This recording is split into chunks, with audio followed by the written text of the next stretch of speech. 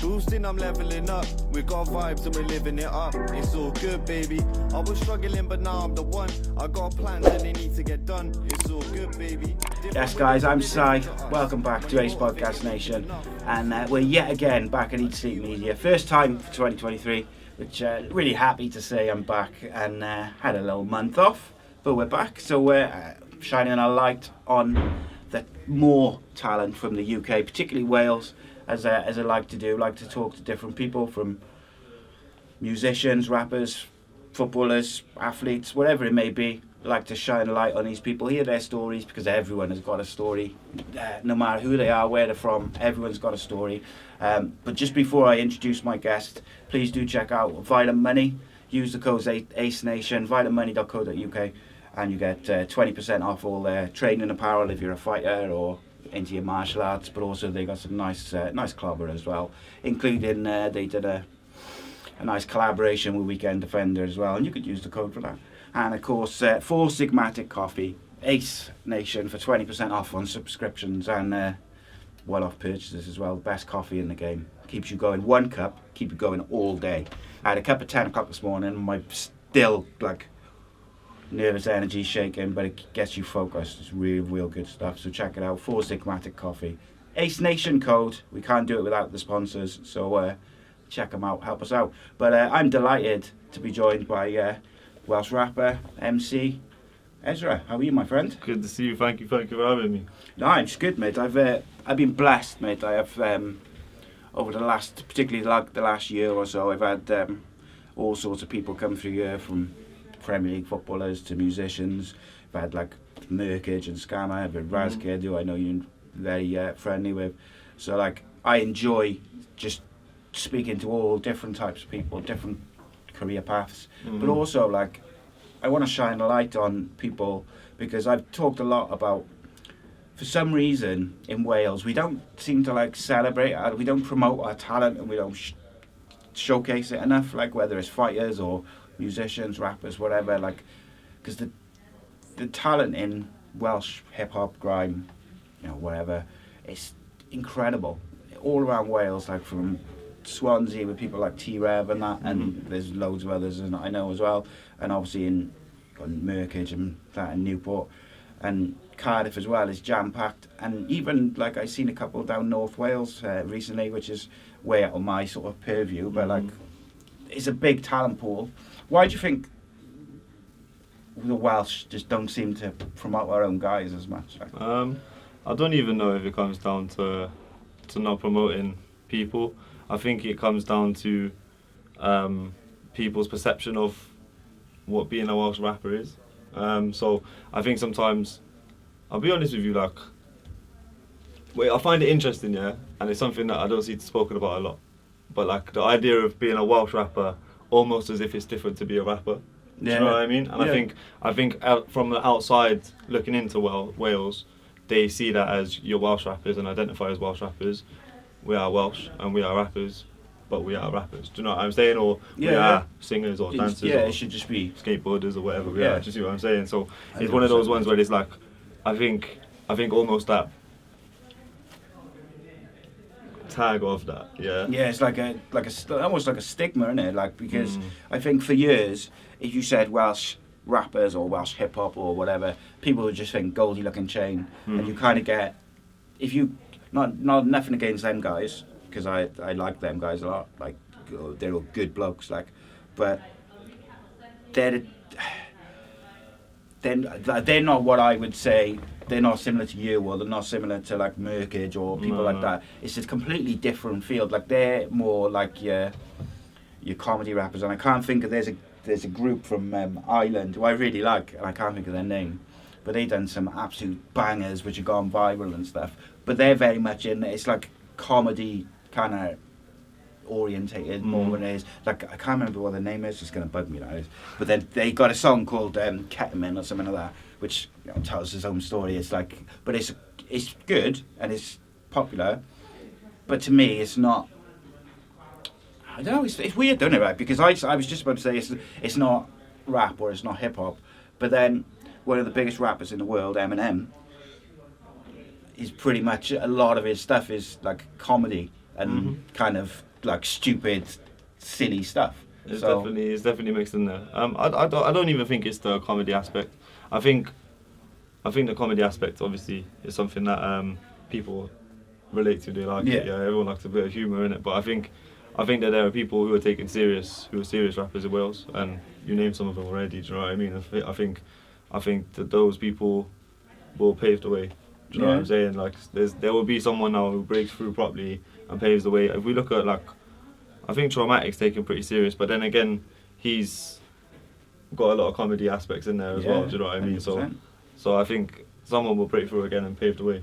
Yeah, and I think that's what you need more and more people to break through on a national, worldwide level to be able to pave the way for other guys. And like Traumatic's an interesting one because obviously last year he got himself in a bit of trouble on social media and that, which is, to me, I just thought it was mad, right? Because look, I don't want to go all like into sort of politics and like all this sort of thing because it just drags everything down for me. But like, what I found really interesting is what he said. It wasn't particularly controversial. Like, he was basically saying, like, you've all been listening to my music and other people's music, and they all use the same language, slurs, whatever, because it's part of hip hop evolving over the years, and people do use that type of language, and he was saying suddenly, like, you're trying to tell me that I can't say that, but like, I've kind of been, it's on all my, like, not just him as well, it's on everyone's music, and it was just, you know, a lot hypocritical. To some level. I think he was intentionally trying to poke a button. Yeah, of course he was. I think he was intentionally trying to push a button, but that's, you know, he can do his thing, innit? Do you know what I mean? I think when it comes to like those moments, just let them lot do their thing, them lot do their thing, them lot do their, like, everyone got their thing, and his thing sits very comfortably within, I'm going to push your buttons. Yeah. He's very comfortable there, and he'll continue to make money off the back of it. Yeah, that's it. That's what's that famous saying? In that controversy creates cash, and I think, like, particularly in this day and age, there's a side to that. Like, you look around the internet and you look at the people who are like big names on social media, on whatever, TikTok and all these different places. Like, they make their money by saying stuff that isn't particularly controversial, but then they'll add in one sentence which is like they know is going to rile people up, and then that'll go viral, and they just sit back and laugh, and it's like, it's the internet, I suppose, and the social media age, isn't it? Like, I'm too old for it. I can't be dealing with dickheads and people just in my comments and that all the time. So, like, what was it? So before I had my head shaved, I had like long hair, like a ponytail and that. So about, must have been just before like lockdown and COVID and that, I was like, right, I'm going to cut my hair, so I may as well do something with it. So I donate the hair to wigs for kids with cancer and stuff, and then I'll donate any money which people sponsor, I'll donate it to like a mental health charity. You cannot fault those charities, right? But like, and what I said then, on the day I was shaving it, I had just got a green screen in my studio home, so I was like, right, what I'll do is for every extra 25 quid we get today, I'll make like a stupid video with the green screen and while I've still got long hair. And I made one like under a waterfall or something stupid, you know, just to try and get more money for charity, like. And this guy who I'd never interacted with before, he just sent me this DM, load of abuse and fucking just calling me names and that, calling me an attention-seeking cunt and all this. I was just like, mate, I think I said something like, whatever's going on in your life, I hope you're alright. Because I was just like, you're angry about someone trying to raise money for mental health charity and like donate his hair to wigs for kids. Like, it's just like, it was a bit of fun, and I just couldn't get my head around it at all. But I can't cope with that sort of stuff. Like, so that's like keyboard warrior stuff, isn't it? Yeah, people getting brave behind the screen. Like, I think anyone who's followed me on social media for a longer period of time will know that back in my day I was I was different to that. I wasn't doing them type of things, but I'll post things to try and poke a button and cause an action. Yeah, like, I like my comment section going wild, and like these days I don't play with it somewhat much the same way at all. But there was a time where that attention, I think the attention seeking that I used to go on social media was just, it was a laugh to me, it was a bit of fun to me. Yeah. And I think I just managed to get that attention seeking out of my system. Do you know what I mean? Like these days, I think I'm a bit everyone's older. got a bit of that in them, haven't they? Like I say all the time, if social media was around when I was like 16, 17, 18, mate, I'm not sure I'd have been employable. Like, Yeah. I would have just said the first thing which come to my mind, and some of the stuff which came to my mind wasn't particularly nice. Probably like, wasn't the best thing to say, I wasn't a particularly nice kid, like, and I was fucking drinking and smoking and doing lots of other things I shouldn't have been doing, and like, it just, I don't think social media and me would have matched. So I'm quite grateful for that factor that I kind of missed that. But I got 3 teenage boys now, mate, and I watch them, and it's a struggle, man. Like, because you've got to be so careful with everything. Like as a kid, like it's just it's ropey, man. I just I feel sorry for them in a way because they constantly got their phones in their hand or their tablets and that. And I do feel, I said to my mate the other day, like, I think they miss out on stuff. Like, they miss out on, like, when I was, like, it's half term now, right? So, like, I would, when I was their age, or, like, the younger ones, 14, like, when I was his age, I'd have gone out at, like, 9 o'clock in the morning, after breakfast, just played football and cricket or whatever, just with the boys, like, all day. And my old man or my mother would have come and got me at tea time or when it's getting dark. But, like, if my kids go out, like, if he went out now and I hadn't heard from him for, like, a couple of hours, I'd be banging up his phone. And, I don't know, I just feel like they miss out on a bit, you know? I hear that. How old are you? I'm 24. So, yeah, so you've grown up in that, the kind of into that era, haven't you? I mixed it. You just sort of missed a little bit of I it. was with it, but I was at the beginnings. Yeah. I like it sort of. It wasn't as intense. Yeah, as there was a few social media platforms before I got on social media. MySpace, I missed Bebo and I missed MySpace. I was at the back end of MySpace, so I was early days Facebook. But I think what I missed, and this is what I was going to say to you then, is the monetization of social media. So I think I was someone that I was very much an outdoorsy person, but I was also wearing bright colours and attention seeking in certain ways, And it was easier for me to do that in person and bubble with people than it was for me to do it online. But I also did it online, and but at one point built a little traction and I liked it. But I didn't double down on it. It wasn't in my head ever something that I was going to go, like a career path or something, Absolutely, whereas these days it can be that. Do you know what I mean? Them times it couldn't have been that. And no, I hadn't ever seen that from someone. Do you know what I mean? Whereas now, I think if I was that age, I would genuinely consider it. Do you know what I mean? Like, there's a moment where I would think to myself at a young age, like, I can make money there, whereas I was making money on Split Market. Do you know what I'm saying? Like, the ways that I was making money wasn't that way. Like, do you know what I mean? Yeah, and there's benefits to it, there, like social media and internet, and like you say, like I see loads of kids, like they're clever, but then I see parents fucking like taking advantage of their kids to make money on social media. And look, do your thing, like, you know, whatever you want to do it. If you're filming your family 24/7 and putting it on YouTube and that people want to watch it and it makes money, great. It's not for me, but I look at it and I just think those kids have got no say. Like, they have to do it because their parents are telling them to do it. And like, when they're 16, 17 and they got like, their family thing has got like 3 million viewers or whatever, and they can't walk down the street with their mates, like, they've had no say in that. Like, and I don't know, that's a bit problematic for you. I hear that. I think it's probably the parent in me, I think. I imagine so. I think, like, I'm thinking back to when I was in school.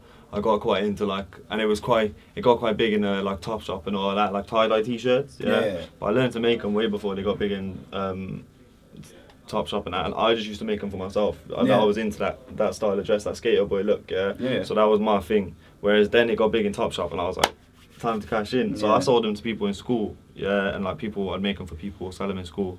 But I never once put them online and said, buy them online. Do you know now? You could do it so easy. Like, it wouldn't even cross my mind not to know. Do you know what I mean? And I was using social media them times, but it never really crossed my mind. Yeah, well, maybe that's a lack of entrepreneurship, and maybe it's a. I think it was probably just before, wasn't it? Yeah, it was just before. And I think you're right. You see other people making money from the internet now, and you look at it now. Like, if you was doing that stuff now, you'd start off with a bit of eBay or something, and then you'd be on Shopify or some shit, and it'd be away. I think it's just getting that traction, whatever you're doing, isn't it? Once you get like a little bit of traction, it kind of just seems to flow quite quickly. But absolutely, and like I have a TikTok account that I've rarely post on, but same. some people are getting big on TikTok, like overnight success, Yeah. and like I was very late to the TikTok thing. I'm not so big on the social media vibe these days. I quite comfortably sit within Instagram, and that's kind of my little. I sit comfortably on Instagram, and that's me.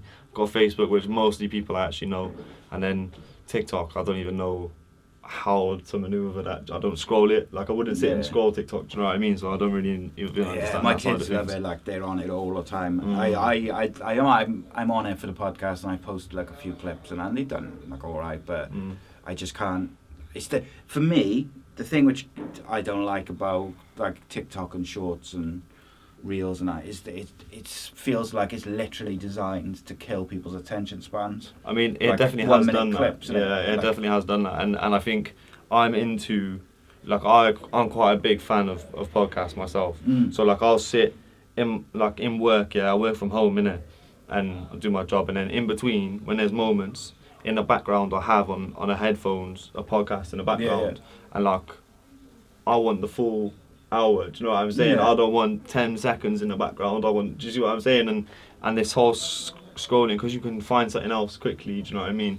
It doesn't help for the background sound when you need that either. That's do you know what I mean? Yeah, my missus, she will go like, because she's the same, she works from home, so she'll be like working, and then when she has like a break or whatever, she'll be on it. She goes on Facebook, and she'll play like a video, and then it just scrolls to the next one, doesn't it? But like she's been doing this thing recently where, so it's got like TV shows, like not the brand new TV shows, but stuff that maybe from a few years ago, but they've like chopped down, so like, I don't know, like, I know, Law and Order or something like that, like these sort of crime shows where you'd have like 45, 50 minutes if it's an episode, you find out a killer or whatever, but they've chopped them down, so you have like the start where you find out, like, you see the murder or whatever, and it's cut down to like 15 minutes, and I'm like, Jesus, like, you miss like all the nuance to it, but it's just people's attention span has just got less and less. But I got to get on the train, because I been using shorts only the last couple of weeks to like promote the show I do with Rodri, the football show. Just like, so like last week I put a clip of like Rashford's goal in the Barcelona game or whatever, and it got like a few thousand views in like fucking just like an hour or two, like, and I was like, right, okay, maybe I got to get my ass in gear and use it, because I think it's a good tool. But even further than the short, someone said to me before about like, for 3 years in a row now I've put out a project.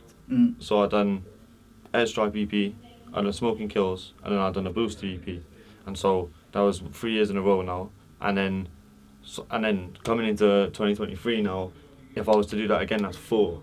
And someone was trying to give me some advice and all that, and they said to me, like, you need to lay off the tapes now and just get onto the singles. People's attention span, they don't want to listen to tapes. Tapes don't matter no more. It's about singles, and it's like, how has this generation of shorts led now to affecting music in that way? Do you know what I mean? Like, I quite like to sit down and listen to an album. That's how I like to take in music. That's what I did growing up, and that's what I like to continue to do. But other people aren't so much into that now. Do you know what I mean? You think, like, by the themes of things, people like a song from an artist might do well, but that person might never ever go and listen to another song from that artist. It's mad to me, that is, like, but I can see it. I can 100% see it, because like I say to my kids' mates, so they're like 14, 16 and 18, and like if I'm giving them a lift or whatever, and I'll say, oh, what music do you like? And none of them, like all 3 ages, you say to them, what music do you like? And anything, which is fine. I like a bit of everything as well, but like,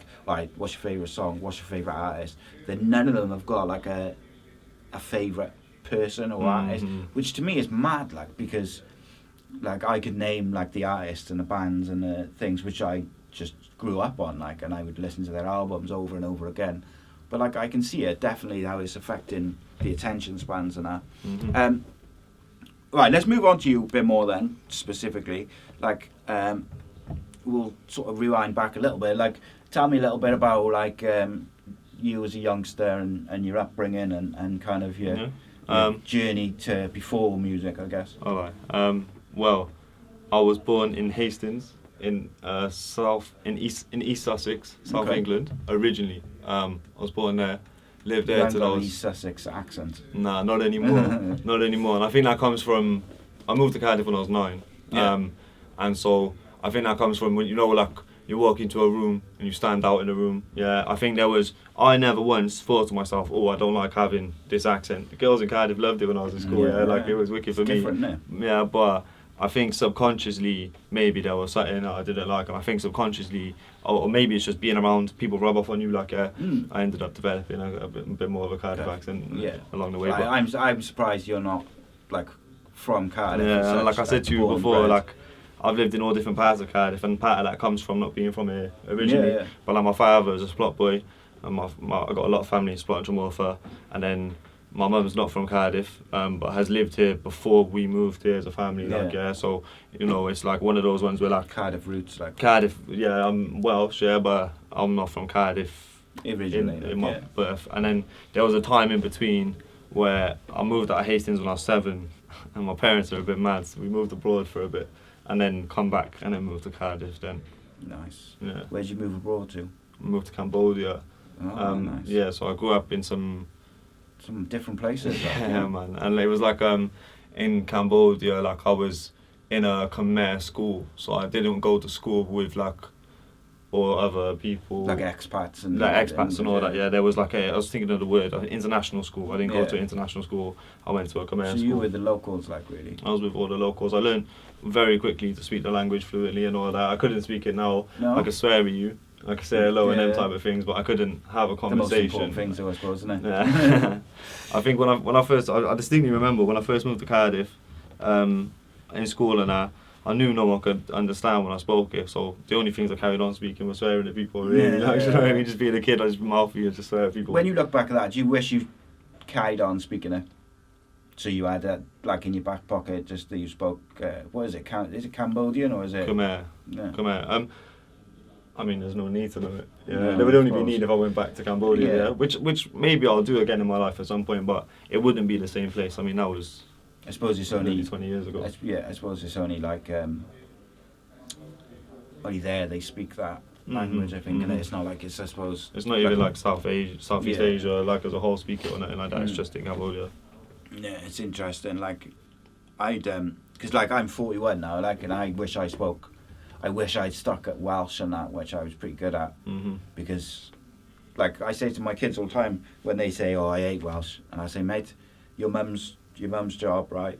If she spoke Welsh fluently, she'd get paid like an extra 15 grand a year for doing the same job in Welsh, man." Like if in one of my previous jobs, if I had spoke Welsh, it would have gone a long way for me. And like, it's just like, and it's interesting because I was actually I think having done that as a kid, I was naturally quite good at picking up languages when I was in school. So things like French, Welsh, picked them up quite easily. And so I think, and I didn't go to a Welsh school or anything like that, but we learned it obviously. And like, I think if I hadn't had been so naughty in school, but also I think if the teachers had recognised how good I was at it and nurtured it more, then I'd be fluent in French right now, for example. Like, do you know what I mean? I was pretty good at French when I was in school at one point. Yeah, it's a shame that, like, unfortunately, like, even schools now, they're better than they were when I was growing up, but they don't, it's quite easy to get written off as like a bit of a naughty kid. Yeah, especially I went to a good school. Yeah, so I went to a good school where like everyone's prim proper and wants to my parents intentionally moved to Gibraltar so I could go to Whitchurch. They wanted to move to a good catchment area, so we lived in Gibraltar, and then I went to Whitchurch, and then like it's one of those ones where I was not like everyone else in school, do you know what I mean? And my school was weird because you had this divide between the Gibraltar kids and then the Rabina kids, do you know what I mean? And that difference in people was clear to see in school, do you know what I mean? And I'm someone who's now lived abroad and have a completely different perception of life to all of these people, do you know what I mean? It was weird. Yeah, it was a weird one. I get frustrated, I do, with school and that, like, because like my younger boy he has a few issues and that with school and that, and he gets in a bit of trouble here and there.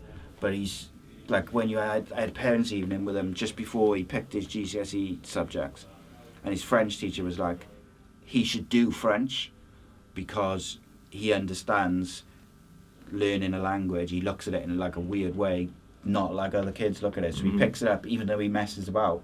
He's still like one of the top kids in the class. He should do it for GCSE. So he did. and then he dropped it like after a month or something because he didn't like it. But that really? comes down to the teachers. I'm not blaming that individual teacher, but like teachers generally, like they still in 2023 treat kids as if all their personalities are the same, and like they're not. Like No. I help with his football team, like, and I talk to the coach a lot, like about they're all different. So one of them, he might respond to being shouted at and told, "Come on, mate, that's not good enough.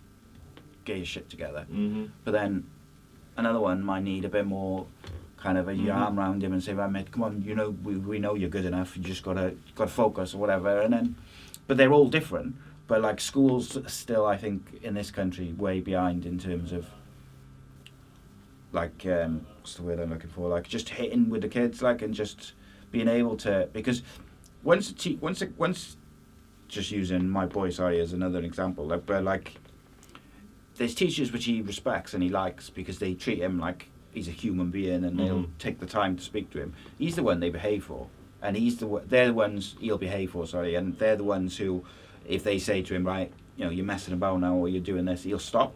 The ones which just scream at him and shout at him and give him detention, they're the ones he pushes their buttons because... Yeah, it made me smile. I was thinking about when I was in school, I pushed their buttons. Like, if I knew I was going to get a reaction out of you, I was more likely to do it. Yeah. But then also... But the ones who were sound and would take the time with you, they're more likely to give them respect. Yeah, no, of course. And I was actually engaged in school. Like, when I think back to school, I at the time, I didn't think I was naughty or didn't understand what the problem was that teachers had with me, because I just was like energetic and bouncy and probably a bit ADHD, do you know what I mean, and all them sort of things. So I naturally wanted to chat to people and mess about, like, but in like a fun way, not in like I was a naughty kid who needed help. Like a like, nasty you know, way, you see what I'm saying? So it was kind of like... Probably needed a bit of guidance. And and like I think... help or whatever, like... Yeah, just absolutely. To focus. And my little brother, when my little brother started, my little brother's different to me, see. So he's more timid, he won't do them type of things. And he's quite happy to sit in class, do the work and just get on with it. And so when he started school, I'd already been excluded a couple of times and all them things, and he kind of knew that I was a bit naughty. So when you come to school and then realised the perception that teachers had of me, he stopped telling people he's my brother. Yeah. So teachers didn't know for years. My brother did the same. And he found, and then when we were in school, he got to about year 9, and then he said that a teacher, there was a French teacher. Now, I was really engaged in French in year 7, but by the time that I got to year 9, the teacher had given up on me and I'd given up on her, and it weren't happening, like, And then he got to year 9 and the teacher had found out that was my brother, and he swears that, like, up until that point, he'd been fine with it. Like, but when she found out it was my brother, she just switches on him, like, and it's like he didn't ever do nothing to provoke it in the first place, like, I don't know, it's interesting. There's definitely some teachers which take it, like, personal, like, he says to me all the time, like I literally was just sat there and they just blame me for stuff which has got nothing to do with me. Oh yeah, it happened to me all the time. Do you know, I used to work in the door, like certain classes, I'd go to walk in the door and they go, no, stand by there to this lesson, and like I can't even come in the lesson now, so now when you do let me in, you didn't let me in last lesson, so what am I here for now? Like, what's changed? Because I hadn't even got in the door that time, do you know what I mean? So he had something like that. Recently the teacher came into class and the teacher said, oh no, you can go. I had loads of teachers do it to me. Like, there was because lessons it's easy that I knew for them, and I don't like that because. And, do you know what? The wording at the time was that I'm a distraction to other people in the class, but at the time I would have argued to the end that other people were as much of a distraction to me. Yeah. So I didn't think that I had to be on my own to learn. I just think you're singling me out as a chatty one, and I'm not the only person chatting. There's 2 people to have this conversation. Do you know what I mean? And because the teachers can't deal with it, or they can't work out a way to connect with you, so then they can't. It's easier for them. Admittedly, I was a difficult kid because I think I was really switched on, so I had the answer for everything. Like, I'm not gonna lie, like I had the answer for everything. So I'm not even gonna say like it was easy for the teachers, because I didn't. No, I know, and I get it. It's not. I couldn't be a high school teacher, mate. I haven't got the patience for it. No. But like, I just think there's some of them who are just. It's like they don't want to be a teacher. Oh, well, I was going to say, I'm not convinced that they had the patience for it either. Like, no, but this is the problem. Like, I just think, for particularly high school kids, if you're going to go and teach high school kids, you've got to want it. You've got to put your passion into it. Because absolutely. And I think in the early, like, I'm thinking about a lot of the teachers that I'm thinking about now, who I had the worst relationships with, were the oldest teachers. So they were at that point kind of where they've lost that initial passion or drive. Now it's just their job that they do. Do you know what I mean? Whereas like the younger teachers were probably the ones actually that I had the better relationships with. Do you know what I mean? They got it more. They knew how to react to it more. Do you know what I mean? They were just generally better with it. Like, do you know what I'm saying? Yeah. So what was when you say you were a naughty kid? Were you just like messing about in lessons and stuff like that? Just normal stuff. Do you know what I mean? And just bit of smoking and that. Do you know what I mean? Like nothing. Yeah. Nothing too heavy. Yeah, like nothing too heavy. Just a general pain. I had a couple of scraps here and there where it happened. Just boys being boys, really. Do you know what I mean? It wasn't anything. When did you start getting interested? Was you interested in music, like in high school? And they weren't. Like, do you know, my music teacher was the first person to ever give me my detention. But it challenged me and made me want to prove him wrong, yeah? And like, I remember when I was growing up, my auntie in Hastings, she used to run events. That's her job, yeah, and it has been for years. And then now she's still, in some capacity, works within events. And so she, I think she's a lecturer at Brighton Uni. She teaches events in Brighton Uni, I think is what happens now, yeah. So she used to run a lot of festivals. Pestalozzi, she ran St. Leonard's Festival. We used to go to these every year. So like from a kid, before Cambodia times, like I was in festivals and music events regular.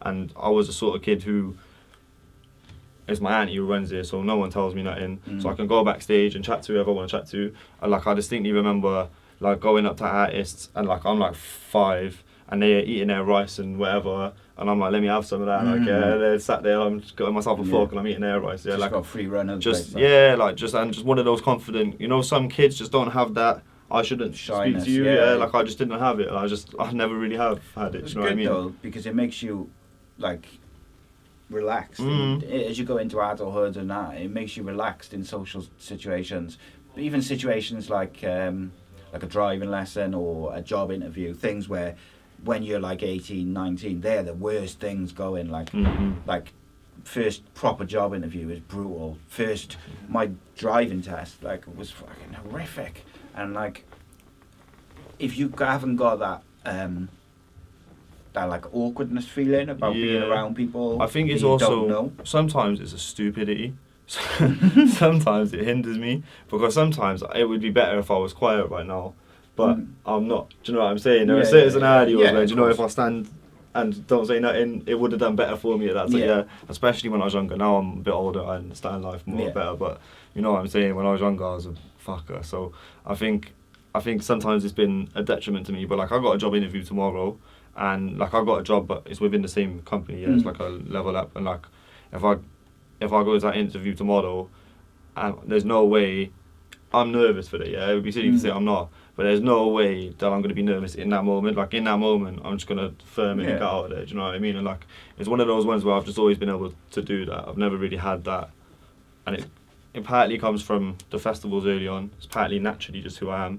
I think it's partly having moved around so much. I've always had to settle into new places, and go out there and meet people, and I think like the only time I've ever really struggled to make friends was in Cardiff. When I first moved to Cardiff, like I struggled for a few years. Like primary school, I did year 5 and year 6, never really had no friend, like a friend like that. Maybe one friend I can think of, maybe 2 friends, but like there was no one ever really who was like my friend like that. Then I moved to high school. You still outgoing though when you had when you didn't have the friends? Were you still quite chatty? I was even worse because now I'm trying super hard to be a friend. Yeah, so it made me even worse. Yeah, if they had just been cool with me in the start, I wouldn't have cared so much. But now I cared. You know what I mean? You know them ones. No, proper. It bothered me. Really bothered me. And then when I got to high school, then my friends that I had managed to loosely make are now in different classes and making new friends, and I'm out and about trying to make. It took me a moment to settle in, but once I found where I sat there, I stayed there very comfortably, and it worked well for me. By the time I left school, I knew everyone, and I was cool with everyone. Like, do you know what I mean? We're all good. So, like, I don't know what it's like so much now, but like when I was in school back in the 90s, greatest era of all time, the focus was so much on like get your GCSEs. If you mess up your GCSEs, your life's over. Like you're fucked. And it was so much like pressure and that, and like so my old man died like I think like just as I was sitting my GCSEs, so I didn't even sit half of mine because I was obviously not in the headspace and that. But like, what did you come out of school with? Like, what was your sort of aims? And because obviously you'd been having like a few issues and stuff in school. Do you know, honestly, this is gonna sound wild, yeah. I honestly, when I was in school, didn't care about the exams because I honestly believed, yeah. And like, when I say like, it kind of feels you were one of mad to those say ones, this, mate, you could coast through, like, mess about in the lessons, but then still do well in the tests. I could, but I didn't. Okay. I honestly just believed that it doesn't even fucking matter if I write my name on that page. I'm gonna do well in life. Like I genuinely in school had this belief that I would never ever struggle and I was gonna be okay. Yeah, Positive. and like I genuinely. I don't know where it come from or how I had that level of confidence, but I did, honestly, and it was one of those ones where like I come out of school and I had nothing. I got 2 GCSEs, yeah, and one of them's drama, yeah, which is like, yeah, I went back and done English when I was in college, and I left with maths. I went back and done English, and I had drama, and then they're my 3 GCSEs. I got 3 GCSEs, and then those 3, English and maths being the 2 most important to leave with, yeah, is why I went back and done English afterwards. I never thought I was gonna leave. I thought I was gonna coast English calm, yeah, and then I left without English and was like, damn. And like every teacher would, like, parents' evening was like, my mum still tells me now like how bad parents' evening was for her, because every single teacher would sit there and go, he is so capable, but he will not do it. Do you know, he will not do it, and he coasts. He passes all his tests, yeah, and all the tests he passes them. He's just coasting, but he could be getting straight A's, and he's not. Like, do you know what I mean? Wait until you've got like teenage boys, and you go to parents' evening, and it's like listening to your own parents' evening. Yeah. He's really, really clever, but he's just not interested in this lesson, or he can't be bothered, or if he just put a little bit of effort in, he'd be right up there. And I'm just there like, oh yeah, I don't know where he gets it from. Yeah. I think something that's been good for me since school is that, like, when I grew up a bit, and so when I meet people, they can see. People naturally see that I'm switched on, yeah. So when I go into job interview, it don't really matter what my GCSEs are, because the experience that I got behind me in work now is not bad really, and so progressing forwards now, I can only get better. And when I walk in a room, I'm the sort of person that can speak to everyone and have a decent conversation and have a jokes conversation and have a, do you know what I mean? We can have fun, or we can have serious, or we can work, or we can do a bit of both. Do you know what I mean? I can do it, yeah. They're like, thing is, in reality, like, and that's what I was kind of getting at, is like, so when I'm in school, they're saying, if you don't get your GCSEs, you're not going to achieve nothing in life, you're not going to do nothing, blah, blah, blah. But actually, in reality, is half the trick is getting your foot in the door, because if you can get your foot in the door to have a job interview or whatever, it's about sort of showing exactly the things you just said. Because they're not looking, when you go to a job interview, they're not looking at your resume or whatever, your CV, and going, oh, he's only got this or he's only got that. They're looking, they're listening to you, and they're observing you.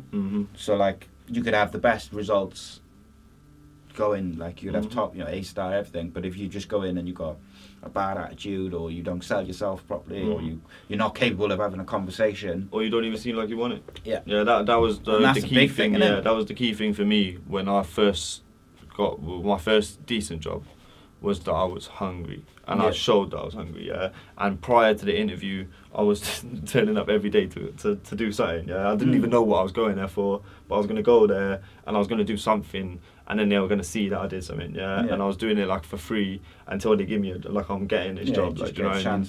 Yeah, like, I was proper hungry. I like that. That's wicked attitude. Yeah, I've always been like that. Like, I think it's because I have got a can-do attitude, so I kind of... I'm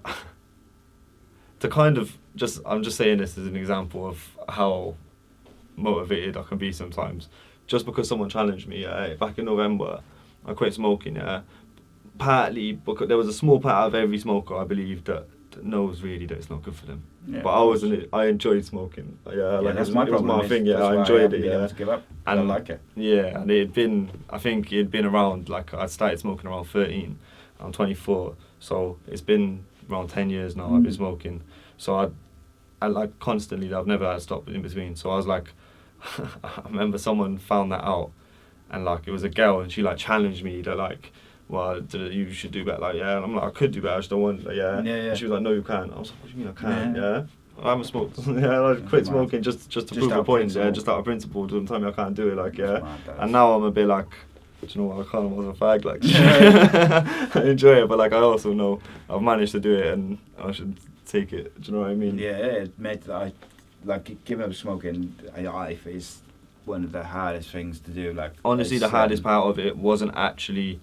Obviously, changing your habits, mate. Yeah, mate, telling you, Cup of the tea in the morning. craving for nicotine was one thing. Yeah, probably took me a week. Yeah, people say 3 days. Nah, it took me longer than that. Yeah, and I remember thinking it's supposed to be done by now, but I'm waking up in the morning. The first thing I think about is I would go downstairs for a fag. Yeah, and then I remember after that, then there's 2 weeks time now where at this junction in work I would go for the fag. So what do I do?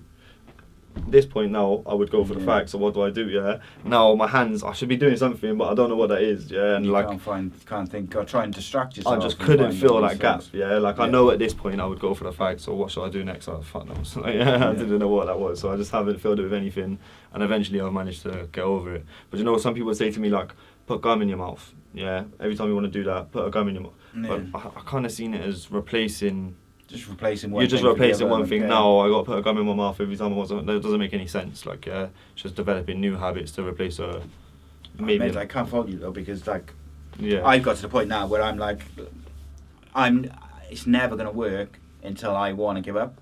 No. So like I've tried absolutely. to give up numerous times. My missus was pregnant. My oldest, I gave up for like 9-10 months, and I still end up smoking again. And like my thing is like the reason I look back now with hindsight and a bit of age and stuff, and the reason it didn't work is because I didn't want to give up. I just felt like I should give up. I'm not gonna lie. I'm at that point now. Yeah, where I could probably end up starting again. No, yeah, because see, I just feel did it guilty now for smoking in front of you, see? Do you know what? No, it's never. Do you know what it was? Yeah, it was like I did it on principle. That was kind of what I was Yeah. getting at when I told that story. Yeah. Yeah, is that I just have Did an it attitude. just to prove a point, Just do like? it just to prove a point. Yeah, That's a like good thing though, because it can be good. Like because I know that wasn't. stubbornness that gets you Yeah, through. yeah. But then I suppose stubbornness can also cause other issues, can't it? If you're a bit I was gonna stubborn, say like that wasn't with a arguments and detrimental stuff, stubborn and one. Do you know do what you I mean? hold on to like grudges and Nah, things? Nah, I don't really care enough to do all that.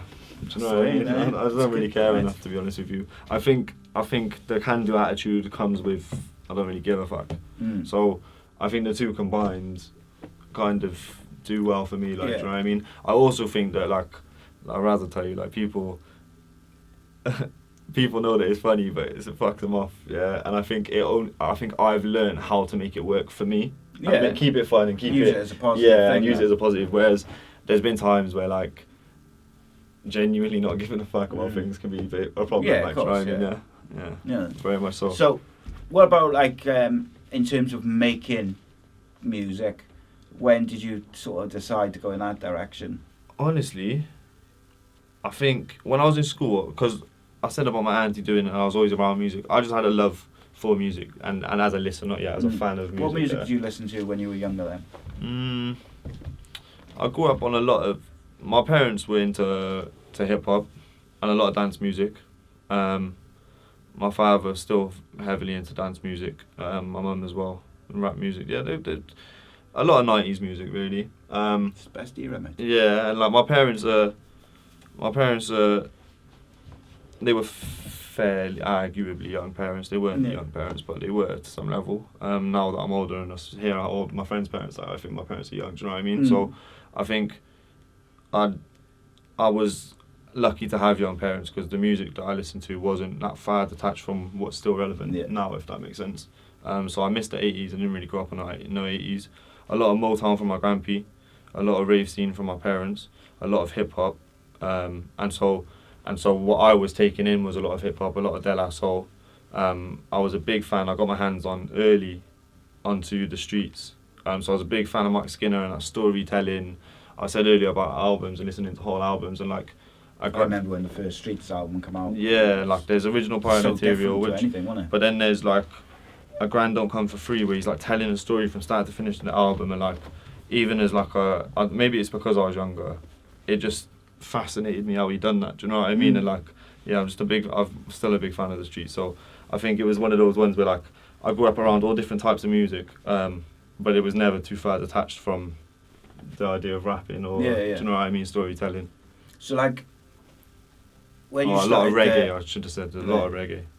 When you started writing your own stuff, like how long was that from say when you sort of started to think, oh, I'm going to write my own I'll stuff? be honest with you, I don't think I ever did think that. As in, you just did it.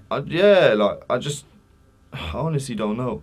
I can remember that like I'd written a few poems when I was in school. Yeah, more poetry stuff. I was all about poetry. Yeah, I wasn't even. I'm not even. Doors and I was into. Yeah, I think I'd been to like a couple. Yeah. I think I'd been to a couple festivals where I'd seen a couple poets, and I couldn't even to this day name who they were. Yeah, just something which caught your eye. I just seen it, and I was young, and I thought that was weird, but I liked it. Yeah, and they're just talking down on Mike. It reminded me of Mike Skinner and the way that he was making music, and as I said, I was a fan of that. So I think I ended up doing poems, and normally they were about girls, but I didn't ever show anyone or show the girl, or do you know what I'm saying? It was a way to get your I was a very creative kid. Yeah, I was just a creative kid. And then I think the first time I ever showed anyone music, I was with the boys, we were in a park. I think it's just as you do, everyone's like, let's have a clash. Like, none of us are rappers, none of us have ever written a rap before. They put us on a grind beat, we're all fans of grind music, so we put on a grind beat, and they're like, clash each other.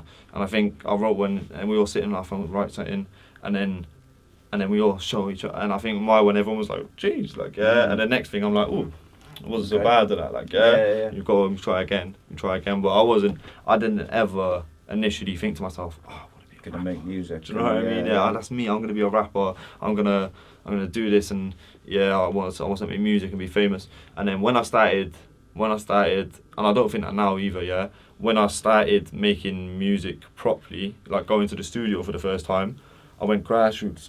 I was 17, and at this point, I think my life had changed from when I was in school drastically.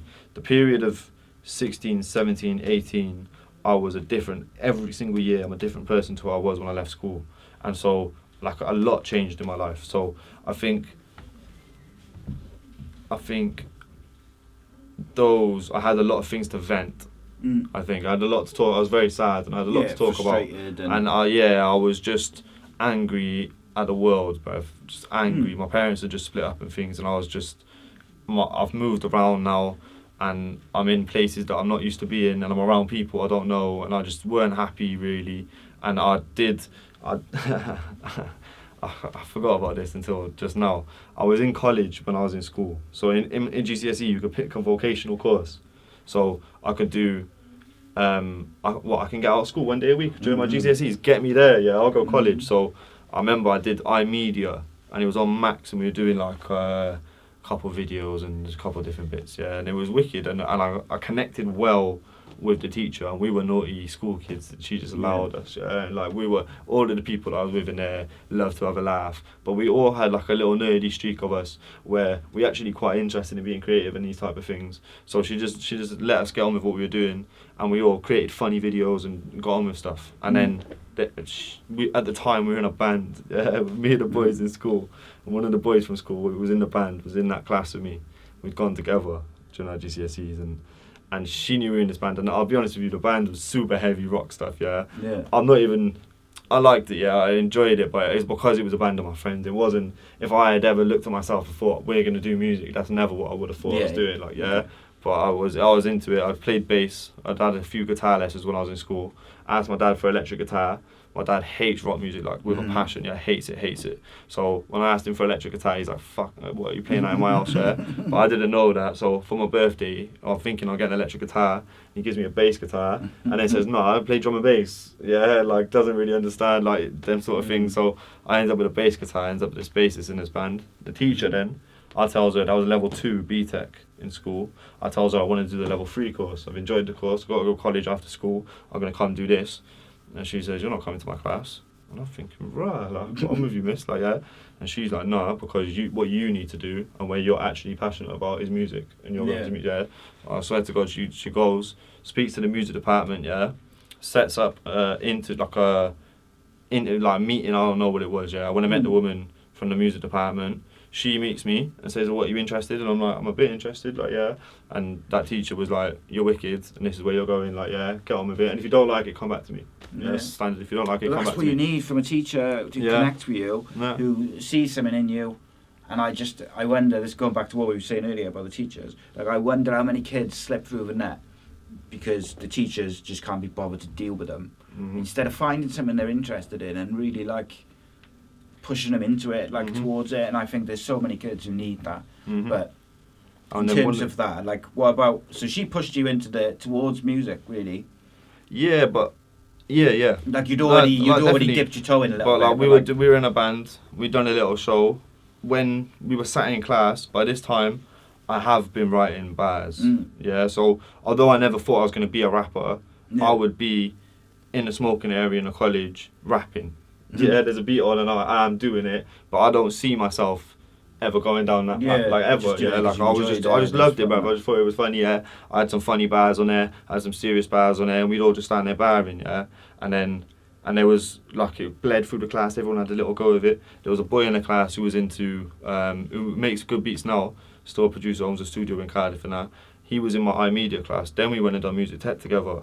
And he was into the beat side of things, so then in college now, he's making beats. And like, I'll be honest with you, I think before college, I'd written 100 bars. Then in college, I don't even think I wrote that many bars. Like, genuinely was just like, I'm in the class now, so I'm doing music. Yeah, so that's me. And then college come towards the end, and then I was a bit like, wow, what do I actually do now? And everyone's going uni, and like, I'm into a different thing now. I'm coming out of it, and everyone's going uni, and I'm like, I don't think uni's for me. I just need to go and make some music. Yeah, like that's all I wanted to do. I didn't know what that looked like, or I was just hungry to make some music. Yeah. Did you know the process at that point as well of like how to go and make a song? Or a rough idea, like. As in, like, in college, I was doing a tech course, so they taught us how to make beats and stuff, they taught us how to use a recording studio and those sort of things. But as in, I didn't know where I go to do that. Does that make sense? So I ended up going grassroots to youth centre in town, and I've been with some people in a park, and they'd all got their bars out, and like just doing what I just genuinely loved it that much. I'd just be stood, you could find me anywhere, and I'd have bars on my phone, and I'd tell someone to put a beat on the speaker, and that's me. It could be 10 people, it could be 2 people. I would make sure I'm the centre of attention when I'm rapping. Yeah, I just loved it. And then someone said to me, you could just go to the studios to do that. And I'm like, where, bruv? And the next thing I found out about this youth centre, go over there to grassroots, meet them. It was a girl who said it to me, yeah. So I go over there with her. She takes me the same day there and then. It goes over there. She introduces me to them lot. Next thing, I'm in the studio tugging the guy's sleeve, like, get me in that booth right now. Like, yeah, and there's a youth worker, was the sound engineer. And he was the first person to ever mention Razkid, right? When I first started, I think I'd done like 3 or 4 tunes in there, and tried every time to blag my way and not pay him no money and all that, yeah. And I was starting to build this little relationship with him. It was really cheeky to him and all that.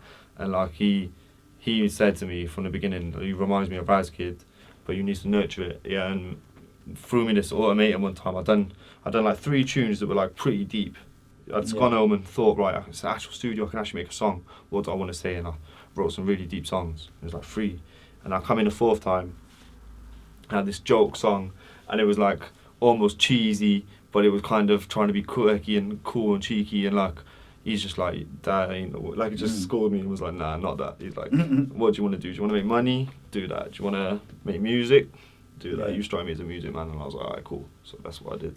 That's what I've kind of done since, do you know what I mean? Yeah. And like, at every step of the way, I've had a different, at every era of Ezra, there's been someone else that I connected with that taught me something, and I looked up to them, and then I meet someone else and they do that for me, and then I meet someone else and they're that person, and I meet someone else and they're that, and there's a few names along the way. Like. Yeah. And you know me, like, I've always been someone from college days, I got in with older crowd, and it comes from that confidence and that I'm not my age, in that sense, So and then now the older crowd at one stage was getting me in a rave.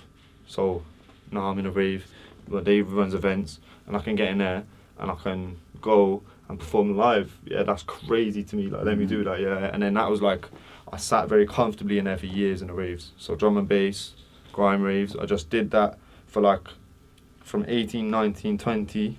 Like, that's what I did. 21. Then I got to 22. Yeah, and then it's 2020 lockdown.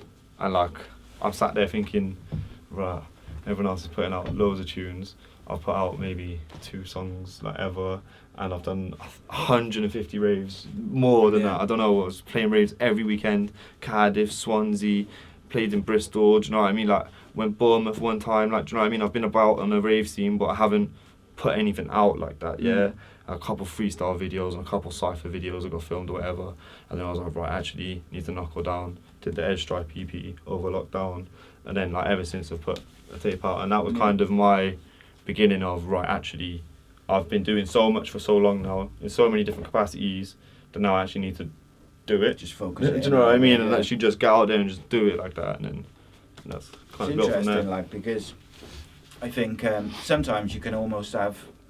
There's a thin line in there between spreading yourself too thin, like in terms of dipping your toe into lots of different pools. Well, I did good that, because you learn different things, you pick up different things and whatever. But also, if you focus in on that one thing, that's when you can then push it on and progress it. It's interesting because I got into radio, right? It was just an opportunity that got offered to me through the youth centre, and they were like, "You want that?" And I'm like, "I don't." And they're like, "Go there." And then if I'm gonna go there, I'm the type of person that goes there and means it, yeah. So I goes there, motivated, confident, let's have it.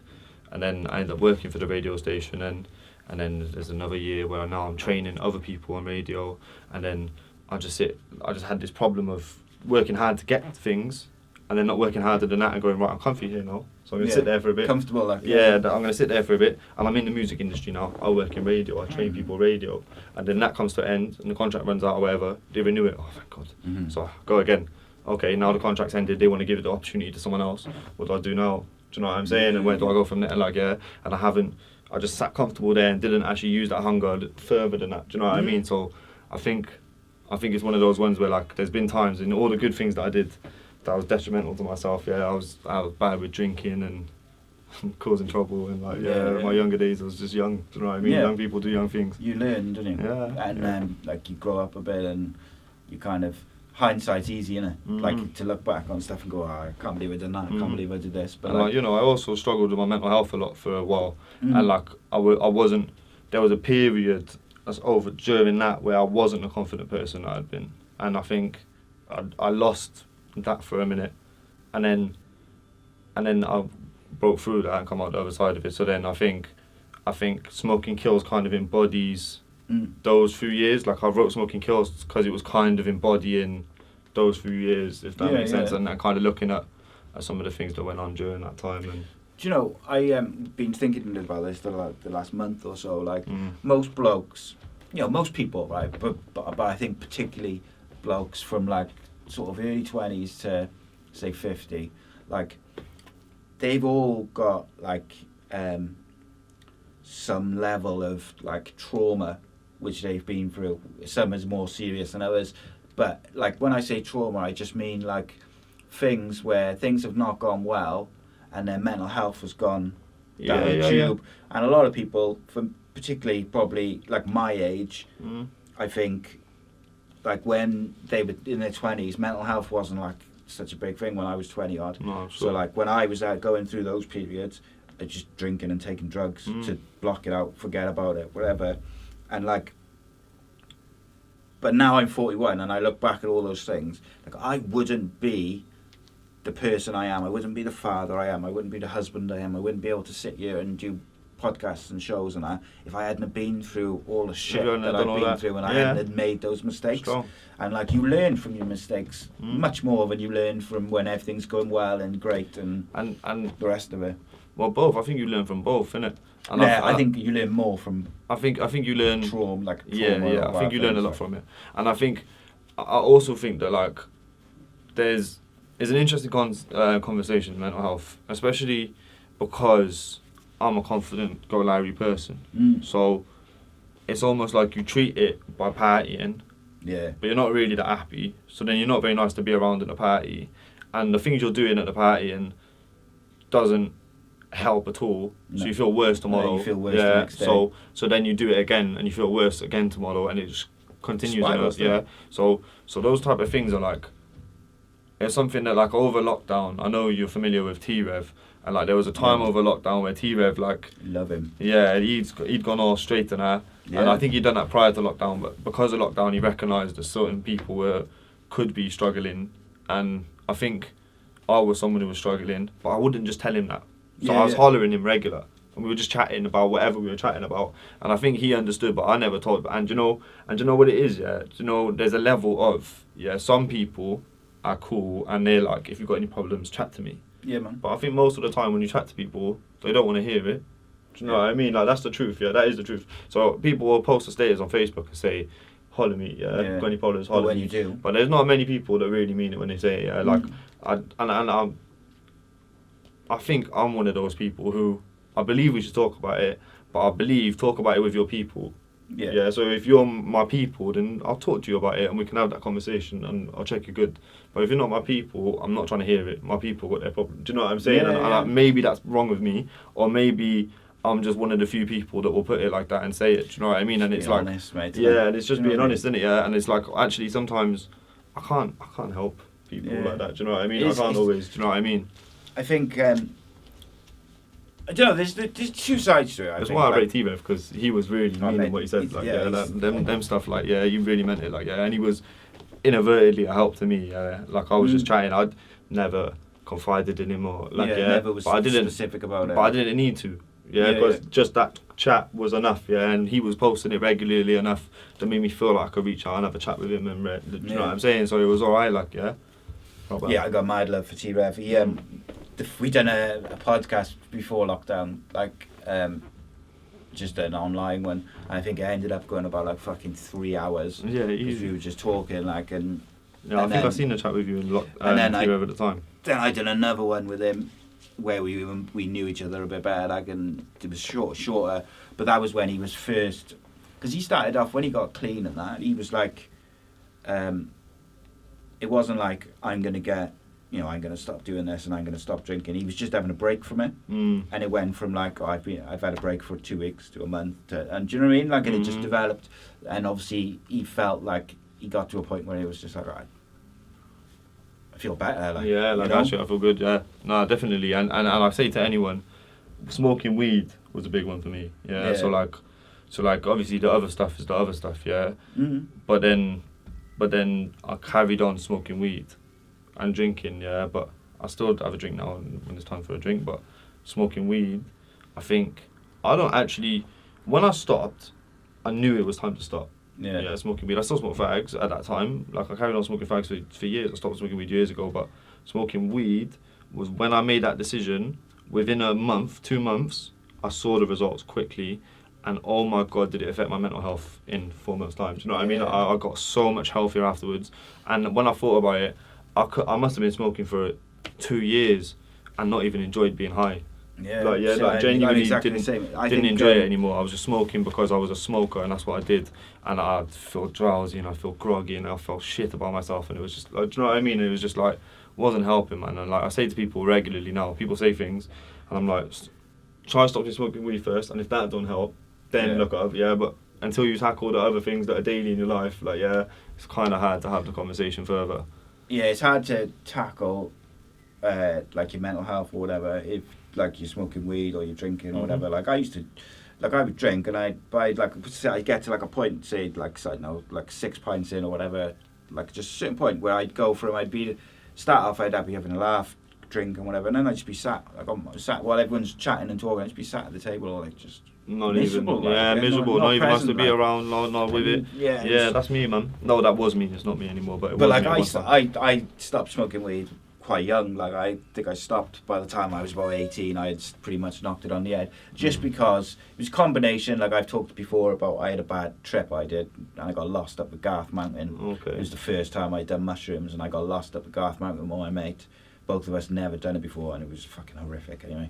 But after that, I always had like this thing of like, when I was smoking weed, sometimes it would be alright, but sometimes it wasn't for me. Like, but I would do it because we were all doing it. It's all we did. And then after that trip, it got worse. Like I got so paranoid as well with it. So I just knocked it on the head, and my general mental health improved. But I never dealt with the issues that was causing me to have mental health issues at that point. So like obviously my dad had died when I was like 16, and I kind of hadn't really done anything with that. And there was a few other bits and pieces which had happened. So I just like was drinking. But like I had a problem, like I've talked about before. I was drinking before work in the morning, to level out, and it was obviously, well, I can look back now and go, fucking hell, you know, that's a problem, like, you know. Yeah, wow. But I smoke CBD now before I go to bed to help with my pain, because I like the process of making a joint, smoking it. But I don't like the feeling of being stoned, which is weird to me, like, but it just is what it is. No, it is. But like CBD is perfect for me because it takes the edge off my pain, helps me sleep, but I haven't got all those shitty feelings. Like when I first quit smoking weed, I did it with ease. I don't even think I was enjoying. Like I knew it was time to. I did it with ease when I quit smoking weed, but then a couple of months later, maybe 6 months later, I think to myself, maybe I should quit smoking, yeah. I remember what happened. I caught COVID. Yeah, it must have been 2020. I caught COVID. Yeah, it was the first time I had COVID. Ripped me off. Yeah, 2 weeks isolation.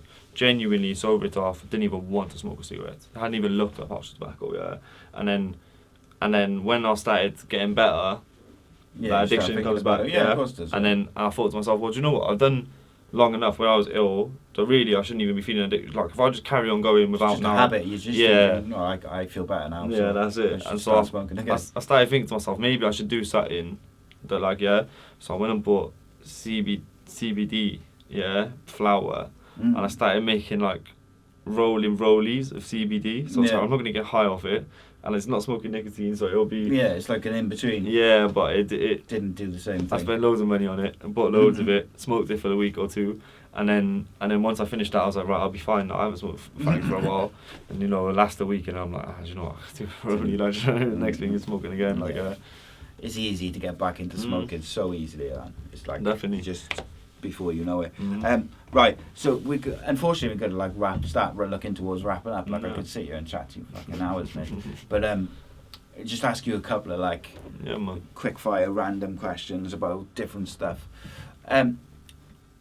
If you got anything which you look back on from life or music or whatever where you would have wished you would have dealt with it differently or done something differently?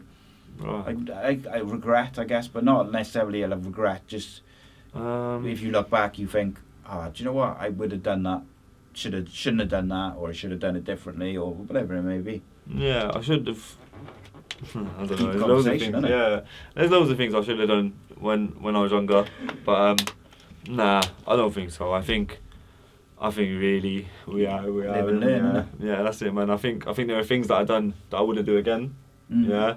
But I'm a strong believer I'll give anything a go once. I think that's a question which I do ponder a lot at certain times, and when I really think about it, it's I don't know, say I didn't do certain things, I wouldn't be the same person now. No. Because I've had a bad relationship with alcohol over the years, and it's been detrimental to me.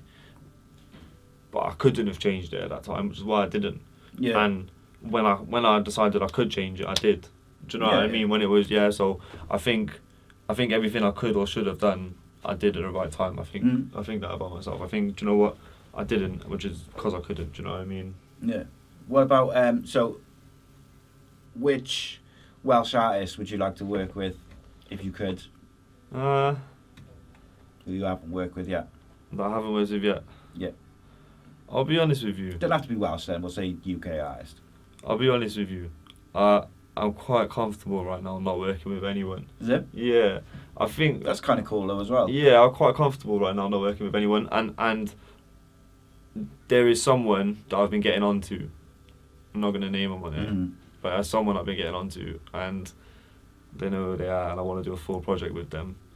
But there is no one else really. Probably, if I was to say anyone, it would be Conrad Stone, on an actual song, because he's produced beats for me enough times, but I'd want to do an actual song with him. We did one once. We put it out, and we must have taken it down within 6 months. So it doesn't exist online anymore, and it was a very good song. And we're both very talented boys, very good friends, and I think we would make a very good song together.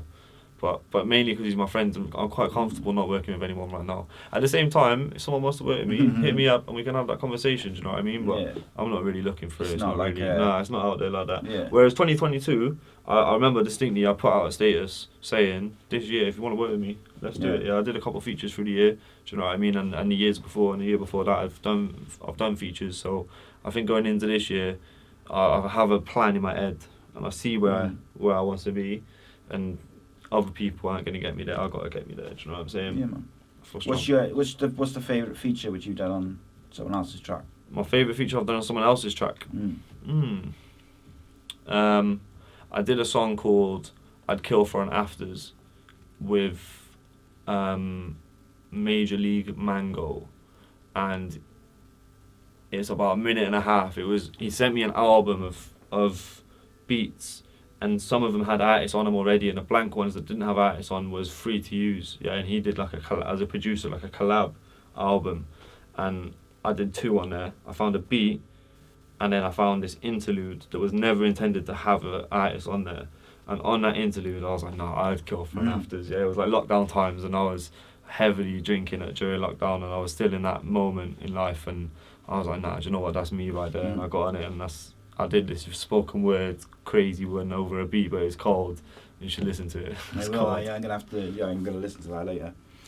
What about your favourite song you've kind of made your end? My favourite song?